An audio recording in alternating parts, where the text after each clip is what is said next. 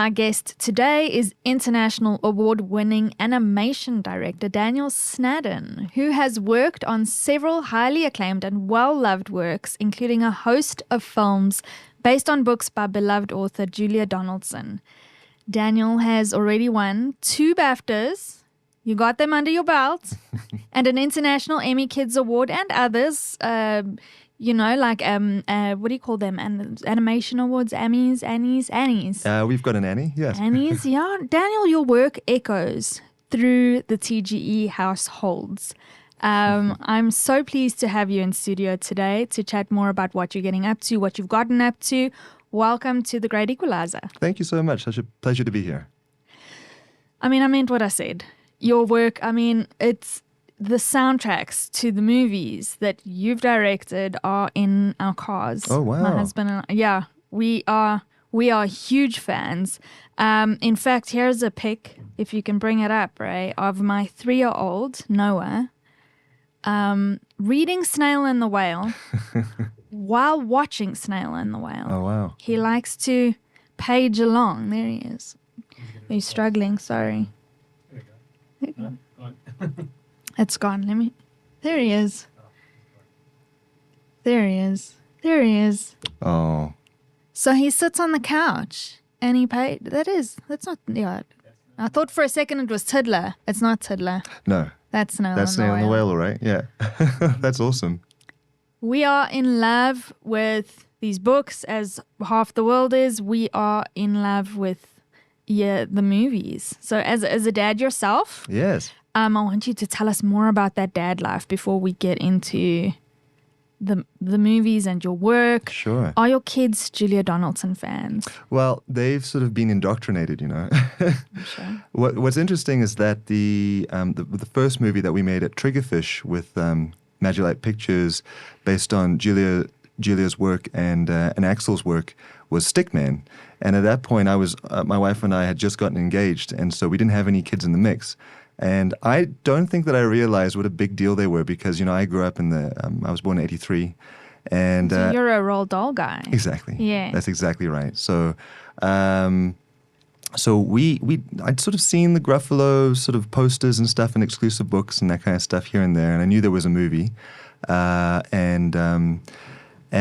I didn't realize what a big deal she was. And I think that if I did, it would have been crushingly, the pressure would have been too much, It's good that you didn't. Yeah. Yeah, in a way. Yeah. So have you met her? You've met Yes. Julia. You've worked. Is it a close collaborative thing when you? So the way it works on the specials is that Magilite Pictures is a small independent studio based in London, and it's owned and run by Michael Rose and Martin Pope. Michael used to be at Aardman. He produced Chicken Run and Wallace and Gromit, some of the Wallace and Gromits, and Martin was from the BBC and drama and doing that kind of stuff, live action. They won the rights to adapt the Gruffalo for TV based on the fact that they decided that they thought it would work best if you didn't change it too much, and that was their pitch to Julia. They said, well, it's a poem, and Yes. if you try to turn it into a feature film or into a TV series, the poetry will get lost. And she really loved that because she'd been courted by all the big studios. It was such a breakout hit. And so they've really built an industry, a little cottage industry around, very high quality films and being very true to the vision of the authors, and then inviting people like myself and the other directors who have handled them to kind of come along and build the world together. Yes. So we've worked with Julia. She gives notes as we develop the script, as we develop the storyboards, and we try to keep her and Axel both on board and happy with the direction that we're going all the way through. And they have notes, and so we try to take those on board too. Axel's illustrations are, they're obviously very unique to him as an illustrator, Yeah. easily identifiable. Absolutely. And the pair, though, their works, Julia Donaldson has collabed with a ton of other illustrators, but there's something really special about the two of them together. Yes. As an animator, and also if you could explain, you started out as an animator and then eventually moved over into directing, and That's now right, you're a director for hire. So as an animator now with that hat on, is it easy to use these very specific illustrations? Because I don't look at it and go, that's not how it is in the book. Sure. It's so true, as you're saying. It's the story's so true to not only her writing, but to also the characters that he's brought to life. So what do you do as an animator when you've already got those illustrations? I think it's a huge help to have something to start with. And I have friends who have worked at some of the really big animation studios in Los Angeles and in America. And often what happens in the process of developing a book into a movie or doing an adaptation is that it changes a lot, and it's really based on the recipe of who is there. You know, who are the producers, the creatives that are all around the project, and it starts to change to really suit what they want to see. You know, so you could start with something that's very beloved. And then end up with something that sort of resembles it, but it is quite different. Personally, I think that if you start with something that's enormously popular, the job of, as far as I've understood it, is not to try to change what people love about it. It's to try to capture that and then to present it in a new medium. Something that we had an enormous advantage at Triggerfish when we took on the specials, because The Gruffalo and the Gruffalo's Child and Room on the Broom were all made at a German studio called Studio Soy. And then they ended up doing The Amazing World of Gumball on Cartoon Network. And so Magic Light were looking for a new partner and chose Triggerfish to work with. So we had already seen some of the amazing work that they'd done to take these 2D illustrations, you know, these paintings, which are full of personality and detail and texture, and to turn those into a 3D world. And I think this is really smart, their kind of feeling was, you know, in computer graphics, things can often look a bit too perfect. They can look very, very mathematical or geometrical, for want of a better term. And that can look great, but if you look at Axel's work, it's not that. It's a hand-painted image. And so those original movies were all built sets, like stop-motion sets. So everything that you see in the background of those first three specials is made by somebody. And it's lovely being here with you guys in Linden, because I know that just across the road is Marn Creative Studios, who are friends of ours, and they have the same approach. And there's something really magical about going into a studio and just seeing all these little miniature sets, these little tiny trees and rocks, and there's so much care and love put into all of those little things. At Triggerfish, even though they used to be a stop-motion studio that made Sesame Street, shorts, they hadn't done stop-motion for years, and their two big films that they made, Zambezia and Kumba, were all CGI, and so it was a completely CGI studio. So our challenge at Triggerfish was to recreate this feeling of a handmade set in CGI. And it sort of... It sort of speaks to the talent levels in South Africa, and the skills of the artists that we work with, that they were able to pull it off to a point where I was talking to the animation director of Stickman, who now works in London. He worked on The Lion King and Maleficent and all this kind of stuff. Okay. And he said that he got contacted after we made a film called The Highway Rat by someone at Leica who made Paranorman and Coraline, and they wanted to know how we did certain things with the characters in stop motion. And he said they thought we did that in stop motion. No way. We were so chuffed. Exactly what you wanted to achieve. And Absolutely. I'm glad you mentioned all of that, because you did very lightly gloss over that Triggerfish partnered with Magic Light Pictures after the German company Yes. of that partnership ended.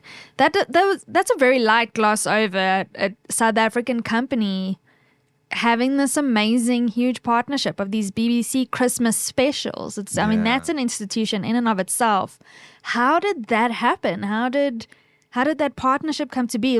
Did you pitch? Did you tender for it? Yeah.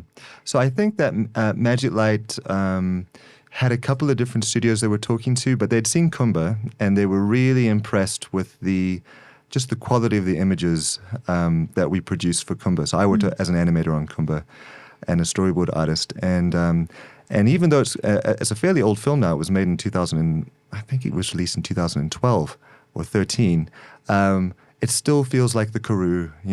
There's still so much beautiful detail in the environments, and it has a really good sense of place. So they saw that, and it gave them the feeling that, well, maybe in CGI you could capture what they were looking for, in their specials.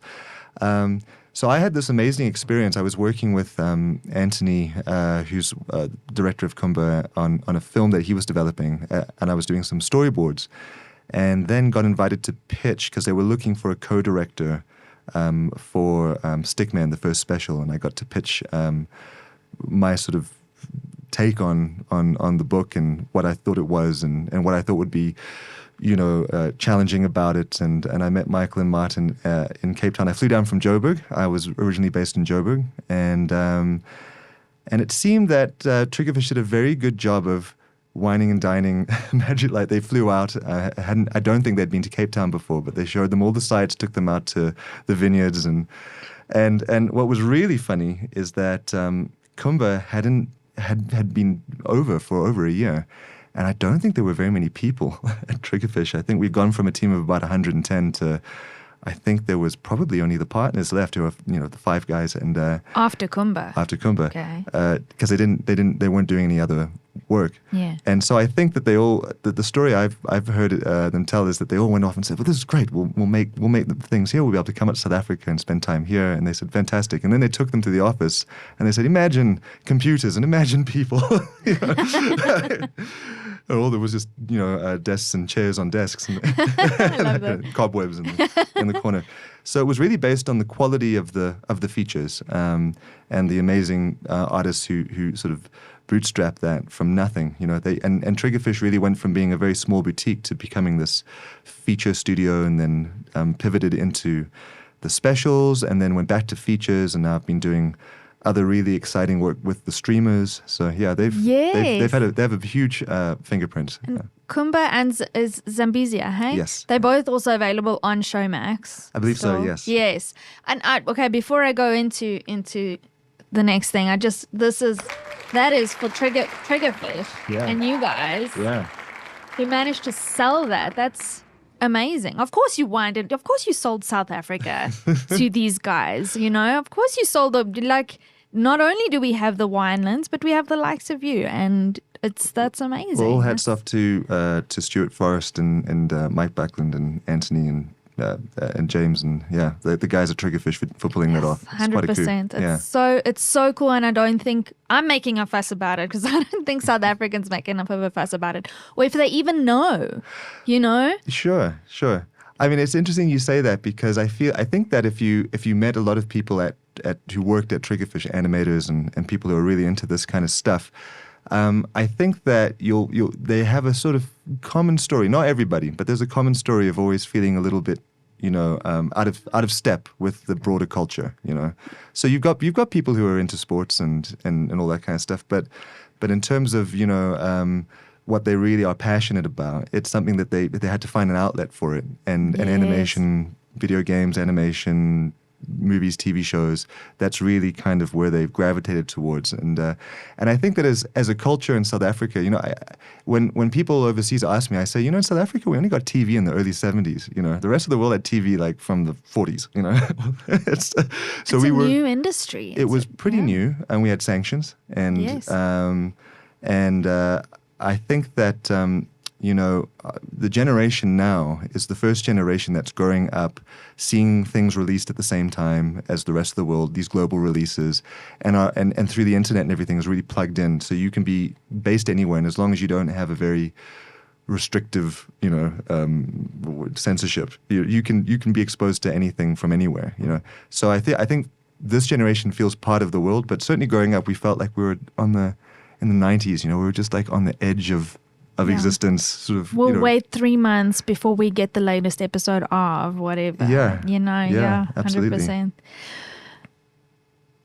The Julia Donaldson films that have been adapted is essentially why we're here, because even though it came out in December, the Smeds and the Smoos was recently aired, like in May. Or Yeah. was it a bit later, June or July? Well, We're now in August. we did a screening at the Cape Town Animation Festival. I think that was earlier this year in May. So now yeah. what about Joburg? Come on, guys. There are hardcore fans here, as you can see. Yeah. I should have had my kids wear their Gruffalo suits. Oh, wow. Yeah. You started with Sick Man, as you said. You worked on Zog, which won an International Emmy Kids Award. Yes. What did you win an Annie for? The Annie was for The Snail and the Whale. Which you won 2 BAFTAs for Best Animation Best Director. And Best Director. Yeah, I share that with my wonderful directing partner Max Lang. Amazing. And the other Donaldson films that were made at Triggerfish were it was Stickman, The Highway Rat, Zog, and Snail and the Whale. So those were the 4. And then we also got a chance to work on Roald Dahl's Revolting Rhymes, yes, which was a huge highlight for me. You know, we put that play on when I was at primary school in Nelspruit at a little school called Uplands, and I remember how much fun it was because it was so. It feels naughty, doesn't it? Naughty. Yes. Yeah, I was the prince's henchman, and I got to cut off the ugly sister's head, and we used a netball and we taped a wig to it, and we threw it into the audience. You know, these little 8-year-olds. Oh, I love that. Yeah. So it was almost full circle moment for you to. It was because I animated that. I animated that scene in the. Oh, you did? Yeah. Did you insist on it, or just per chance? I was like, can I do this? Oh. Yeah.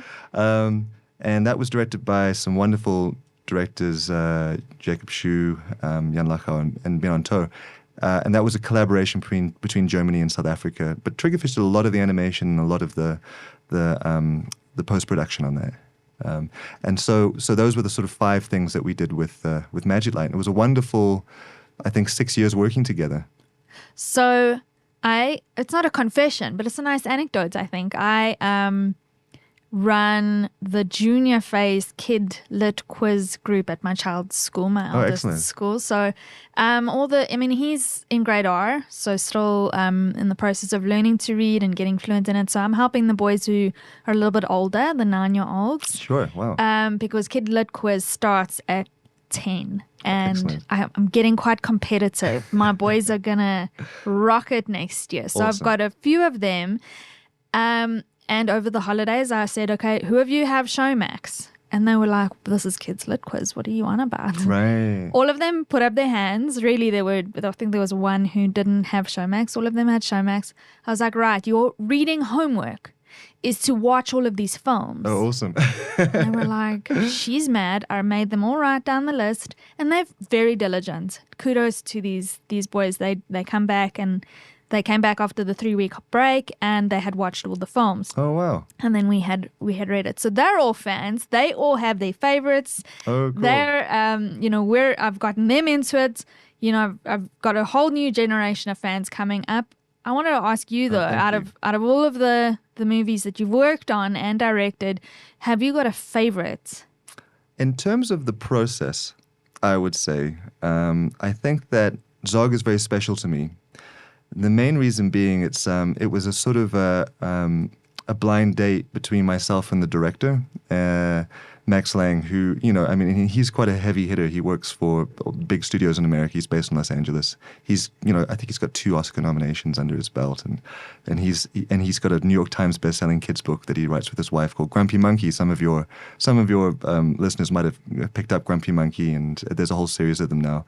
So he's wonderful, and we just had this amazing sort of meeting of minds over what Zog should be, and we were at a place at Triggerfish where he had done 3 films with Magic Light, and they were all really special projects and successful in their own right.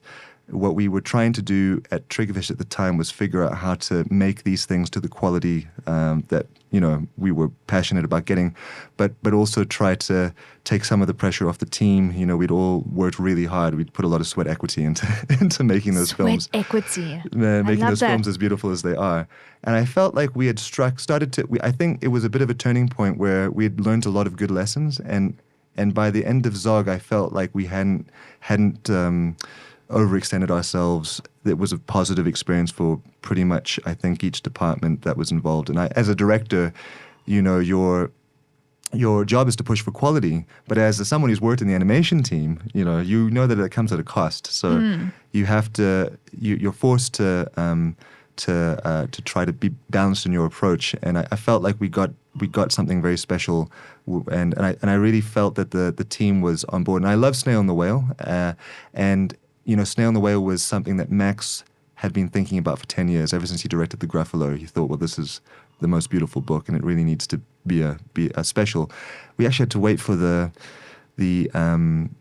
technology to catch up with us, though, because before that they did The Gruffalo before Moana had come out, and we had never seen digital water on that kind of a scale. Yes. And what we sort of talked about at the time, and it's quite weird to think that it's something that we actually did, is that there hasn't been an animated TV special with that kind of VFX, heavy, 25 minutes of pretty much, the most expensive part of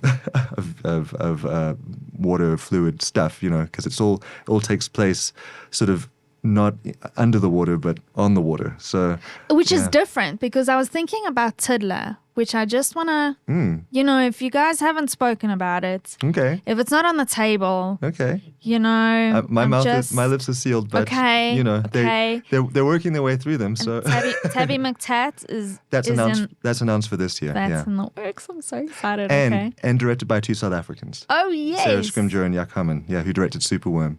And they're working with an international team. They're working with a company called Red Star, who are based in Sheffield in England. But a lot of the animators and a lot of some of the HODs are South African. So it's the South African talent is kind of stuck to these films, amazing, even though they're starting to be made elsewhere. Yeah. So I was actually thinking about that. I thought, why Tiddler? And I thought, why not Tiddler yet? And I thought maybe because of the water. Sure. And then I realized, well, Snail and the Whale. But what your explanation of you had to wait for the technology to catch up. That's incredibly interesting to me. But also, it's my favorite. The Snail and the Whale. Snail and the Whale. It's my favorite of the books. It's my favorite of the movies. And what I've noticed, but across all of the movies, is, the books are 700 words. Yes. It doesn't take 30 odd minutes to read It feels like it when it's pushing 8 o'clock and you need to get the kids to bed. That can feel like longer than 30 minutes. And they have questions about every single little Easter egg on every page. Yeah. It can feel like that. But it doesn't take 30 minutes to read 700 words, even when they're beautifully written and I don't skip pages. There are moments. You guys fill the moments so beautifully with music, and I feel like creative license, where you do need to take that creative license to translate from book to screen in any adaptation. Yes. Whether it's a novel or whether it's a picture book, you do need that little bit of something different. I noticed that in Highway Rat, for instance, the horse in the book isn't as judgy as he is in the movie, in the short film. Yes. Is it a short film? You call them short films, or we call them? He's not as judgy, and he's the narrator in the end. Spoiler alert. Yes. But, so there's things like that. And are there other kind of favorite takes that you guys brought to the books that Julia was like, cool, yes, great idea? I noticed them, the Gruffalo, I feel like he's a lot more grumpy. Sure. When he's standing and the mouse goes, oh, I'll show you how scary I am in these woods. And he goes, it's almost like a meme that runs in my head. He goes, amazing.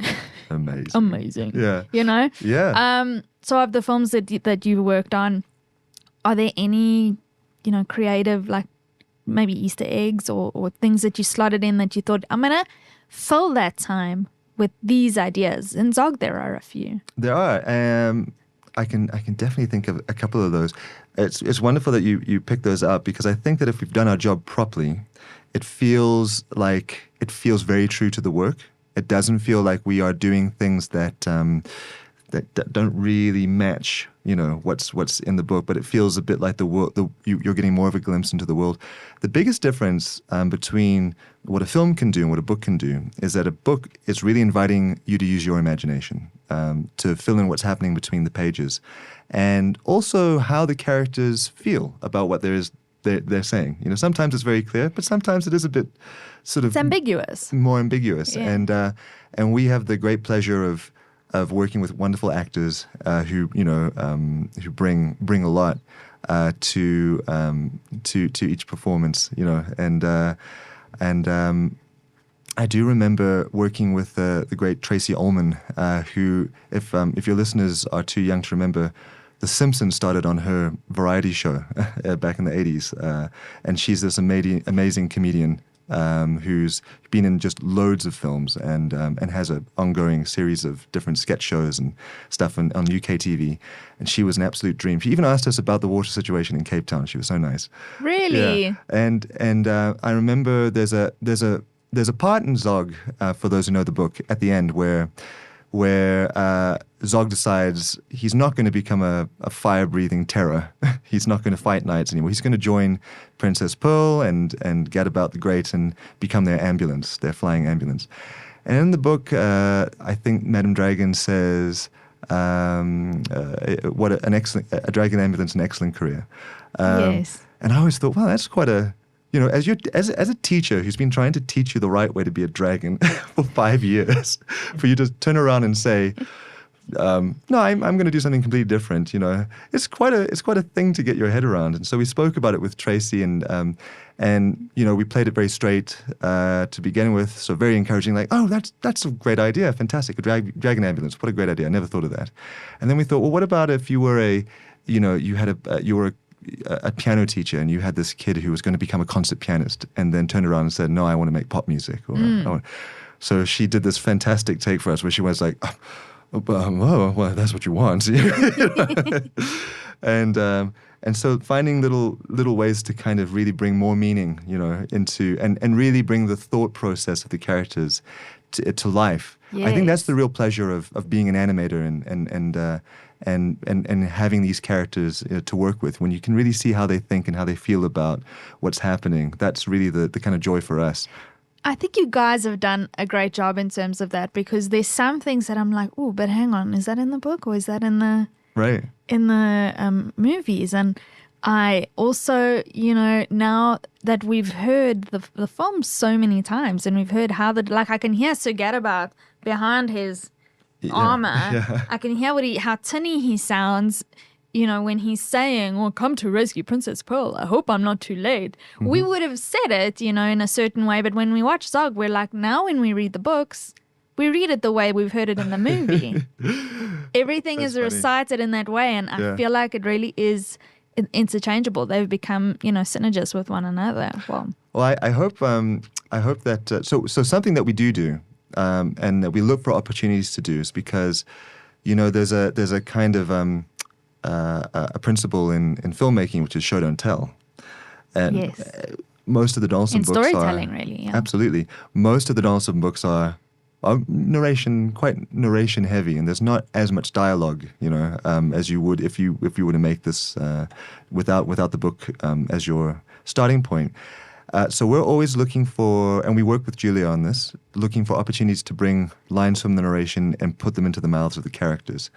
And I'm trying to think of some good examples, but none spring to mind immediately. Well, I suppose, I'm going to the Gruffalo now. Sure. Or the Gruffalo's Child, where isn't it the squirrel mom who says the nut looked good? Yeah. So that was.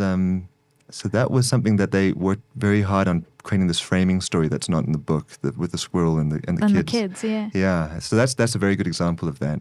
And I think that to come back to exactly the same moments in Zog, I think the original line is, then Madame Dragon said, a dragon ambulance, an excellent career. And I think Julia had it in her stage play. You take out the she said, they said, we said. You try to get rid of that, and she replaced it with Madame Dragon saying, bravo, a dragon ambulance, so that an excellent career. So that the rhythm stays the same, yes. But now that's her line and not, yes. the narrator going, and then Madame Dragon said. Yes. Because is there a narrator in Zog? Oh, yeah. And is there a voiceover? Oh yeah, narrating. Oh yeah, Yo. That's Lenny Henry. You see Sir how Lenny Henry. see how it's so ingrained. Well, brain. it's lovely to hear you ask the question because and because I think Lenny does such a good example. I mean, he does such a good job of just inviting you in and then Yes. kind of helping you sort of get some context and it's a gentle. I really like that when the narrator isn't too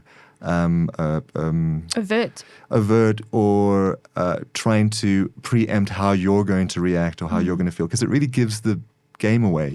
It's like, isn't that funny? Yes. Or isn't that sad? Or it's much better if they're sort of saying, well, what do you think of that? Which is why the horse and the highway rat at the end, when you're just like, it was you talking the whole time, you little scamp.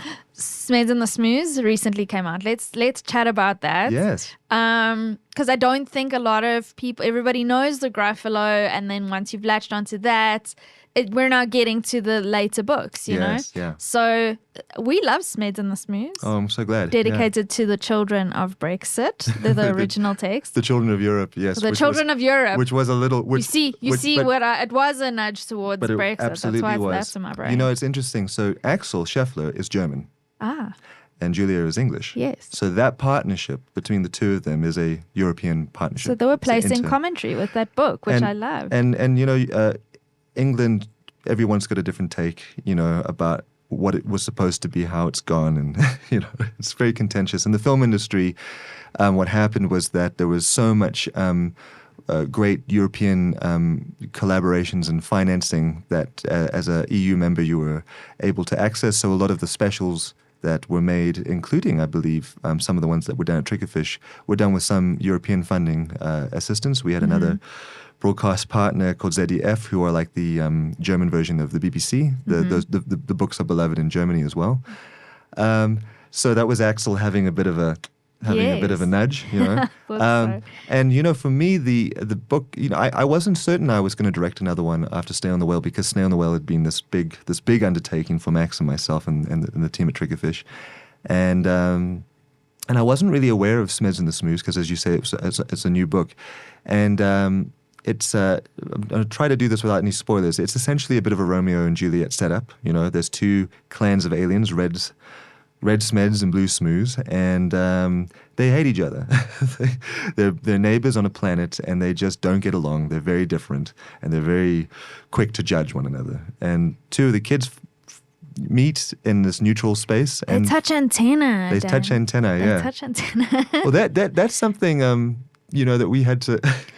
We had to deal with. So in the book, the line is the two rubbed antenna and played all day long. And when you read the line, it's like, that's very cute. And then we thought, how do you show that? Do you show them getting quite intimate? Because the antenna are on top of their heads. Yes. It's so we came up with this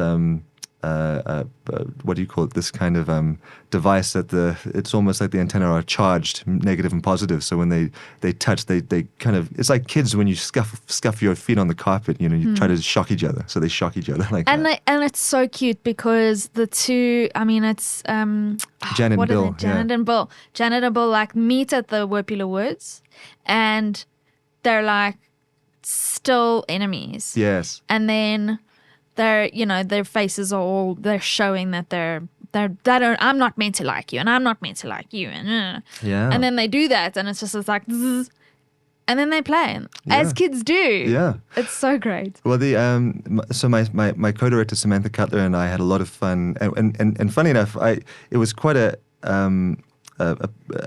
wonderfully personal story for me to tell, to adapt. And my wife and I actually, she wrote the script, and we worked a little bit together early on developing the story with Samantha and with the team at Magilite and Julia. As South Africans, we just felt we have a lot to bring to this kind of a story, which is about prejudice and tensions between groups and things. In my family, my father is from South Africa. My mother is actually Chinese-born Australian. So when my sister and I were very young and we moved back to South Africa, we were, it was the end of apartheid. It was 1988.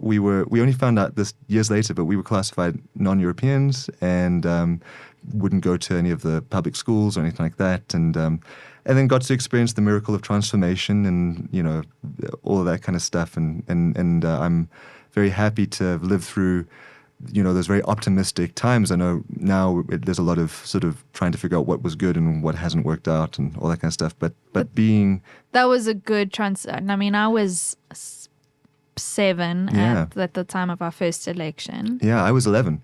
And I remember it so well. Yeah. And I went to school at a little, like I said, this school Uplands and another school Penryn, which was like a new South Africa school. So it was integrated, immediately. So I always felt like I've grown up in that kind of a society. But it's so funny, when you speak to people from England, they don't realize how short the time spans are. It's like, in my lifetime, Yes. This is not theoretical. This is now. So it was a delight to sort of tell the story about two different clans coming together and becoming one family, and that's it's something that resonated with me deeply. There's I don't want to give spoilers to the listeners. They must go watch it on Showmax. It's a great parenting tool. Yeah, don't you find? I think so. I think it's one of the stories. Julia likes to not be too overt with any messaging. There's a lot of, I think in South Africa we're more used to kind of just sticking the moral up front. It's like, this is a story about this issue and we're going to talk about that. Well, we also come from a storytelling nation with all of our cultures, our medley of cultures, where you have oral storytelling and there is always a parable, there's always a lesson behind that. Yeah, it's always like, don't go to the river at this time of... because this, it is more overt as storytelling. There's always a lesson behind it. So. I think the reason that Julia is so popular, and you can use the Gruffalo as an example, it's not a clear, it's not a clear, there's no clear moral to the Gruffalo. The mouse is lying to get out of trouble. He's making something up. And then his story gets out of hand and it actually manifests, he kind of calls this thing from wherever it is and then he has to deal with it. And he does it by doing exactly the same thing. Yeah. And I think that's why little kids love it so much. It's like, oh, you can work an angle. It's funny. The books are really popular here and in Australia and places that I think are more close to British culture, where we're prepared to be a bit naughty. I think in America they haven't quite cracked it in the same way, because the Americans, just like with Roald Dahl, they're a bit more. They want it's like good wins, bad doesn't. And they're a bit more. They like their kids lit to be a bit more so straightforward. Right. It's like I'm thinking now, which we haven't mentioned, of Room on the Broom. Yes. Which also has like a bit of nuance to it and a bit of naughtiness to it. I have a video that I love. I don't delete it from my phone because it's just of my eldest telling mosquitoes in the room, because we're plagued in our household by mosquitoes. He's going, leave this of mine alone, leave this of mine alone, leave this of mine alone. And then I say, and then what? And then he goes, buzz off, that's my witch. Where he got that, and you're thinking, oh, is it okay for a 2-year-old to say that? Well, Julia Donaldson wrote it. Yeah. So, So it's literature. Is it? It's literature. What are you going to do, I think as a kid, I always gravitated more towards that kind of stuff because it feels a bit more sincere. It almost feels more authentic to how people actually are and how the world actually is. Well, it is. Yeah, it doesn't feel that way, but it is. It is exactly. And that's why Roald Dahl appealed absolutely to our generation. Oh, my because goodness. you're undermining the adults. The adults get treated pretty badly in Roald Dahl novels. It's true. The adults they're not painted with a lot of respect, are they? Something that I feel very, very fortunate and blessed about in terms of the movies that I've made with Magic Light and with the teams I've worked with and with Triggerfish and everybody is that the thing that you get confronted with after you make something like that, and you don't know if it's going to be popular or not. I mean, we hope that we do something that's worthy of the material. And then when you hear stories about how parents have seen the movie, many times, you kind of go, oh, good. Well, it's good. You just realize there's a responsibility that comes with that. What are you? It's almost like casting a little spell over a kid, because if they're watching this and they've got an open mind and an open heart, what is the thing telling them? And I'm just so really, I feel really, really happy that, everything that we've made, I feel, has a good, at its core, there's something really positive to take away from it. So with Stickman, the value of the father being reunited with the kids, for example, and the value of staying true to yourself no matter how bad things get. I'm Stickman, damn it. Just know who you are. Know Yeah. thyself, With Zog, the idea that the culture you're brought up in, I was someone who never did well at sports. There's actually a moment in Zog that's based on an experience I had, because I came over when I was 4 from America and didn't know about cricket, didn't know about rugby, knew about, baseball a little bit and that kind of stuff. And I remember playing a game of touch rugby at school and going for the try, and I spiked the ball like they do in American football. In football, yeah. And I was like, we did it. And they're like, you idiot.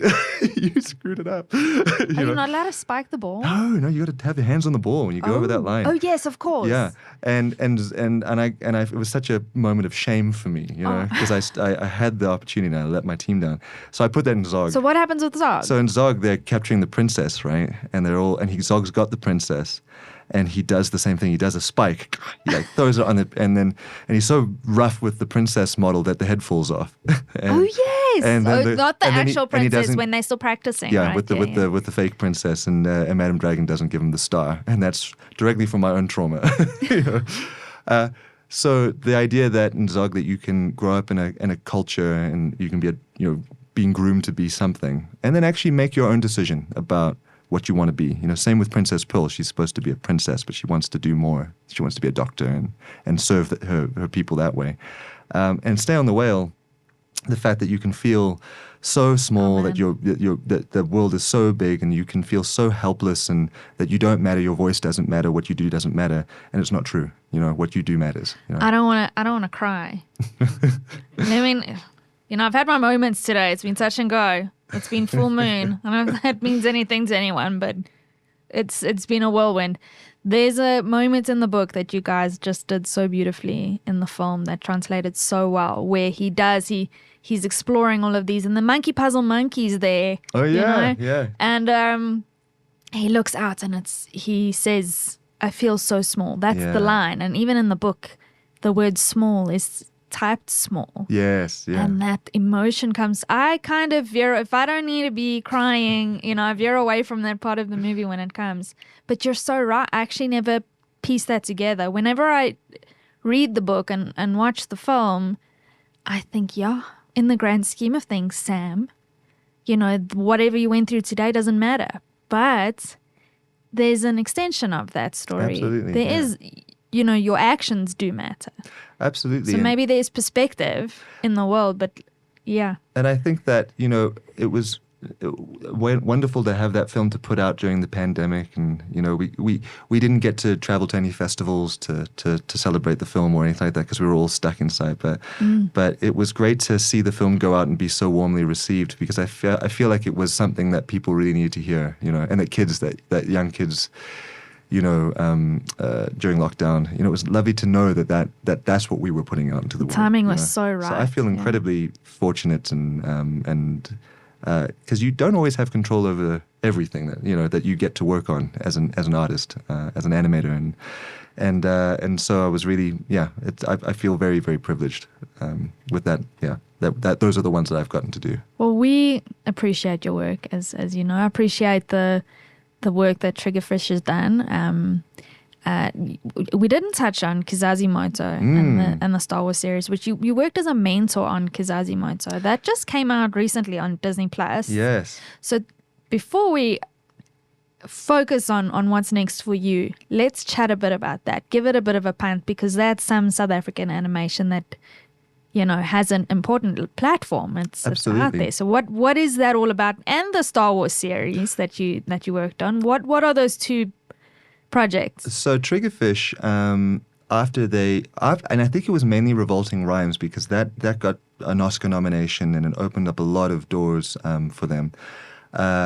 They were able to get the ear of the big streamers and the big studios. So So Kevin Creedeman, who's a mutual friend of the podcast and Yes. myself, he's worked with Triggerfish for a long time, and he said, well, there's all these wonderful African filmmakers who just aren't getting an opportunity to have a crack at animation because it takes so long, and it's a complex thing. And so I think the origin of doing an anthology of sort of Afrofuturist movies on the back of the success of Black Panther and the idea that there would be, interest in seeing more and of that kind of optimistic, versions of Africa from specifically from Disney. I think that all sort of. The idea came from him, and then the team, Anthony and the team at Disney and Tendai Nyeke kind of went through a process of reaching out to a bunch of fantastically, amazingly talented young animation artists, filmmakers who'd worked maybe in live action or in commercials or documentary, and just saying, here's an opportunity, we're going to pitch, Disney want us to pitch some ideas, what would be your take on these themes?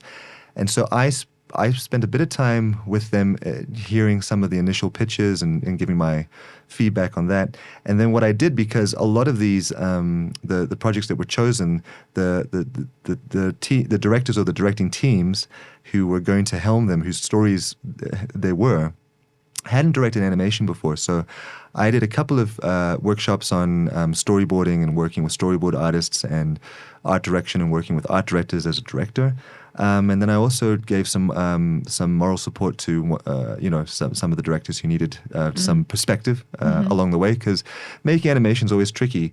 It's almost like, especially when you're doing little short films like this, if people haven't worked with the studio before, you have to build trust very quickly. It's almost like sometimes it's like having a little startup, like a startup business. You have to, no one knows and what's possible, and But that launched this month, and it's a critical darling. Anyone who's seen it just loves it and is very passionate about spreading the word. And it's there's something for everyone. There's comedy. There's things which are a little bit more spooky.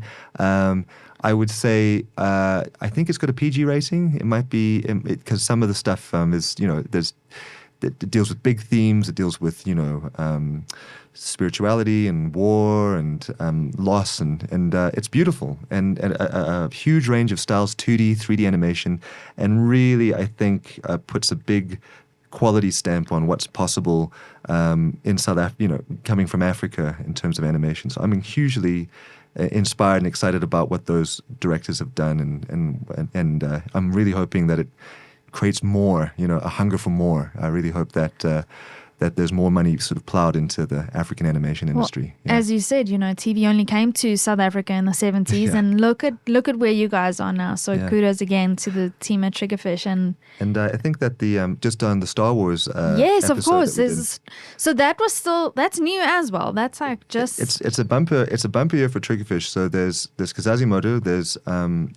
We were invited to partake in Star Wars Visions, which is an anthology of animated short films, where what Lucasfilm wanted to do was choose non-American, mainly. Sort of, they wanted to go global. They wanted to kind of go to interesting countries that had strong animation studios and ask them, what is your take on Star Wars? Like, what is you as a studio? What do you love about Star Wars, and what would be like a personal story that you would love to tell in the Star Wars universe? And so it was an amazing brief, and you're a Star Wars, like, historically. Star Wars. Oh yeah. Like, I remember seeing the movies when I was a kid, and just it was so exciting. Same. And so I helped Triggerfish sort of put the call out to the team, because they said, this is a Triggerfish. We want Triggerfish to tell us what Triggerfish is. Was this like a dream come true? Did you get that brief and go, like, how is this possible? Can you pinch me right now? No, absolutely. Okay. And there were so many Star Wars fans at Triggerfish. I think we got over 70 pitches. I could imagine, because you were talking about finding your tribe, right? Yeah. Yeah. We through a sort of a selection process between the partners and ourselves, and then working with the core creative team at Triggerfish, who had directed the other movies and specials. We whittled it down to two pitches. They both went out to Lucasfilm, and I was very proud of both of them. They were both super strong. And the one that ended up getting made it's named in many lists as Best in Show. And that is amongst some of the most amazing other studios. So I'm terribly proud of what those that team and those two directors, Daniel Clark and Nadia Darius, did with that. Yeah. So you go there, you read the reviews, and you like eat up. Yeah. Can you not help yourself? Have you been advised not to? No. I always read the reviews. You do? I can't. I mean, I think that it's different. You know, it's different for us working in animation because we get so little attention. So usually the only people who are watching our stuff are people who are interested, and so it is. I would say 90% positive most of the time. Sometimes we get some snarky stuff, but you gotta check your ego as well. You know, it's sometimes if things don't work for people, it's good to know why. And it's nice to get that feedback, I'd imagine. I think it's nice to get that feedback. You know, what used to happen was that when we would have the Christmas specials, on Christmas Day we'd go onto Twitter and people would just tweet their reactions like live, and we could see as they're watching. Yeah. There's less culture of that now, but back I remember on Stickman we just saw loads and loads of tweets coming through, and it was so heartwarming. You know, you felt connected to your audience, you know, which was cool. That was special. Yeah. Okay, so what are we going to be tweeting about? What are we going to be reviewing in the next year or two? So I'm afraid to say that I am under NDA and I cannot talk about the next Magilite special. You know, I had to ask. But I'm storyboarding. So I've decided, you know, and I think it's worth maybe mentioning because this is a parenting podcast. You know, I've done the last 3 years, as I'm sure many listeners have, sort of work from home, and something that I found directing and being the parent of 2 young kids was that it was almost like having 3 kids. It was yes, and you know, we had this big team of about I think 70 or 80 people in the UK. We were doing everything over Zoom, and I felt my brain being kind of split in two, and so I kind of made the decision at the end of last year, and it was nice because there was a couple of things happening at once. We won the BAFTAs, and we finished our film, and I thought it would be a good moment to take a bit of a sabbatical from directing. And just wait until my kids are a bit older and don't want to hang out with me as much. And so what I'm doing right now is I'm storyboarding. So I'm helping the new directors of the new special. One of them is South African, which is really cool, Alex Bain. And I'm not allowed to say what it is or what it is that we're doing, but I think it's going to be really cool. I think it's going to be really, really cool, and I'm sure Magilite always, you know, are dedicated to doing the book's justice and putting out the highest quality thing. Of course. I love it. And then I'm about to join another really exciting project that a company called Sunrise Animation, who listeners might have seen Jungle Beats, which is a wonderful YouTube series and movie. And there's another one on the it might be. I don't know if I'm allowed to talk about anything. So there might be another Jungle Beat something happening at some point. They're a wonderful company based in Noordhoek, and they are putting together a really exciting a project based on the life of King David and his journey from being, you know, a shepherd to a king, and everything that happened to him in between. And they're getting world-class talent from all over the world, you know, animation people from all corners, and so I'm really thrilled to be joining them. I think I'm allowed to say that because a lot of that's on Instagram and on their website. Already. So they've announced their project and this is what they're doing. And so anyone who's interested in knowing more about that can go to Sunrise's website and check out the stuff they've put out for David already. It's amazing to see, and it's amazing to see this kind of collaboration between people who've worked at big studios and then the local South African talent, and just to see how high the bar is that they're setting. So I'm thrilled to be back on that project with them. Well done, and we look forward to all the upcoming projects, the next special, whatever it may be. We're going to enjoy it. Daniel Snaddon, do me a favor. Sure. Tell Julia and Axel I say hi. Hello from their biggest fan. When I next see them, which might be sometime, okay. I will do. Please. And it was such a pleasure meeting you. I am now a fan as well. Thank you. It was Thank you so much. So great having you on The Great Equalizer. Please come back. Thank you so much, Sam. Thanks so much for having me.